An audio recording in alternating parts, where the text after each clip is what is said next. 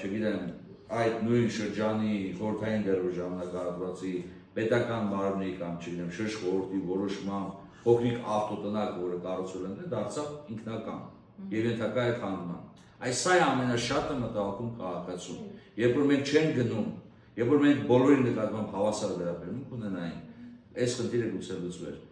Ցավում եմ, պարոն Աբրազյան, շատ դեպքերում նաև ընդդիմանների գեցվածք են որդեգրում, որովհետև հարությունը այդուհանդերձ պետք է ստանա նաև իրեն ուզող հարցերի պատասխանել։ Իմ գործառույթը չի, որպես հանձնաժողովի նախագահի սկզբները բարձրացնել, եւ շատ բաց տեքստով ասեմ, հարգելի գործընկերներ, ինչի մասին մենք խոսում ենք ոչ այնքան հակակոռուպցիոն կոմիտեի գործունեության դաշտը, հակակոռուպցիոն կոմիտեն աշխատում է դրան սկզբունքով իր ձևավորումից հետո